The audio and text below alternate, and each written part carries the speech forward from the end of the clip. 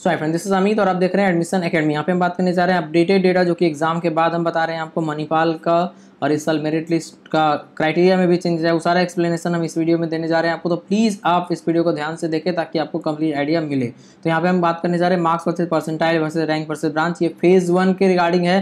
Phase 1 का exam already हो चुका है कंप्लीट, तो उसके रिगार्डिंग ही हम बता रहे हैं, उससे रेफरेंस लेके। तो 99 परसेंटाइल अगर आपको चाहिए तो 180 प्लस मार्क्स चाहिए और उसके लिए रैंक आपका बनेगा 500, 98 के लिए 160 और रैंक बनेगा 1100। और इस साल जो 50% वाला रूल आया, 50% board marks, 50% Manipal entrance test marks, तो 50% जो आपका ये परसेंटाइल बनेगा जो भी मार्क्स पे मेमिटी में उसको उस परसेंटाइल को और बोर्ड मार्क्स पे जो परसेंटाइल बनेगा दोनों परसेंटाइल का एवरेज लेके ही रैंक आएगा। तो दोनों में मान लीजिए 99 आपका आता है तो दोनों का एवरेज 99 हुआ और उस पर आपका रैंक 500 बनेगा। तो इसी तरह का रूल इस साल फॉलो किया जा रहा है जो कि फर्स्ट टाइम है। लास्ट ईयर ऐसा कुछ भी नहीं था, पहले सिर्फ मणिपाल इंट्रेंस टेस्ट में जो रिजल्ट आता था, मार्क्स आता था, उसी के हिसाब से रैंक बनता था। बट अभी बोर्ड और मणिपाल दोनों को मर्ज कर दिया, 50-50% दोनों को लिया जाएगा।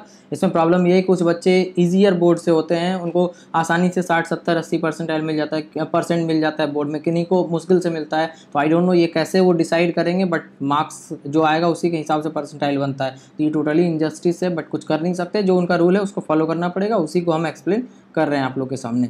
तो ये हो गया इन्फॉर्मेशन। 97 के लिए 145 और रैंक आपका होगा 1600, फिर 96 के लिए 130 मार्क्स, रैंक 2100, 95 के लिए 114 मार्क्स, रैंक 2.7000, 93 के लिए 102 मार्क्स और रैंक आपका 3.7000, 90 के लिए 93 मार्क्स और रैंक 5.2000, 87 के लिए 88 प्लस मार्क्स, रैंक 6.7000, फॉर 85 के लिए 83 प्लस मार्क्स, रैंक 7.7000, 83 के लिए 78 प्लस मार्क्स, रैंक 8.8000, फिर 80 के लिए 74 प्लस मार्क्स, रैंक 10.4000, 75 के लिए 68 मार्क्स, रैंक 12700, 70 परसेंटाइल के लिए 62 मार्क्स चाहिए और 14000 रैंक, 65 के लिए 58 मार्क्स चाहिए और 17000 रैंक, फिर 60 के लिए 52, 50 के लिए 42, 40 के लिए 32 और 30 के लिए 20 मार्क्स चाहिए और रैंक आप साइड वाइज चेक कर सकते हैं। 17, 19, 24, 28, 36 ये रिस्पेक्टिवली हो गया अप टू 30,000 के लिए। अब बात करते हैं मेन कैंपस में सीएससी का कट ऑफ 1.8000 जाएगा लास्ट राउंड तक, वो भी अच्छे से आप काउंसलिंग करते हैं तो, क्योंकि काउंसलिंग इंपॉर्टेंट है, उसके लिए हम यहाँ पे अवेलेबल हैं। अगर आप चाहें तो मेरे से गाइडेंस ले सकते हैं ताकि कहीं कोई गलती ना हो। First of all, I will provide you the complete roadmap how you need to go on your preparation on a daily basis, what you need to study, because it is totally different from JEE Mains examination.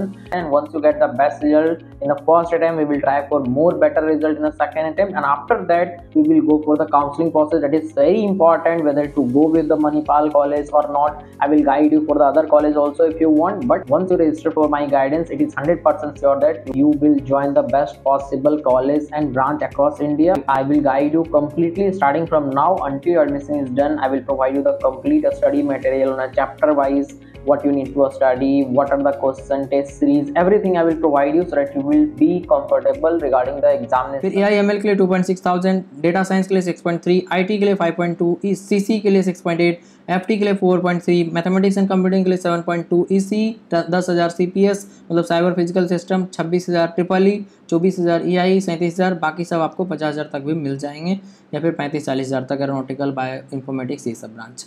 इसके बाद बात करते हैं आप अगर Bengaluru campus का, तो 9,000 CS के लिए, AI के लिए 12, DS के लिए 19, EC के लिए 28, इलेक्ट्रॉनिक्स एंड कंप्यूटर के लिए 31, IT के लिए 22 और साइबर सिक्योरिटी के लिए 19,000 रैंक चाहिए। फिर जयपुर कैंपस के लिए 18,000, CS के लिए, AI के लिए 25, बाकी सब आपको 50,000 या उससे ज़्यादा तक में भी मिल जाएगा क्योंकि इसका डिमांड कम है। इसमें आपको डायरेक्ट एडमिशन मिल जाता है मणिपाल जयपुर कैंपस में सिर्फ, बाकी सब में नहीं। ये हो गया कंप्लीट इन्फॉर्मेशन, आपका अपडेटेड इन्फॉर्मेशन जो है मणिपाल यूनिवर्सिटी का एग्जाम जो एमईटी होता है उसके रिगार्डिंग फेज़ 1 के बाद। इसी तरह से फेज़ 2 के बाद अगर अपडेट आता है, कुछ ज़्यादा चेंज आता है एग्जाम में, उसमें भी हम आपको इन्फॉर्म करेंगे। उसके बीच में जो भी अपडेट आता है, रिजल्ट आता है, सारा कुछ आपको इस चैनल पर मिलते रहेगा। Thank you.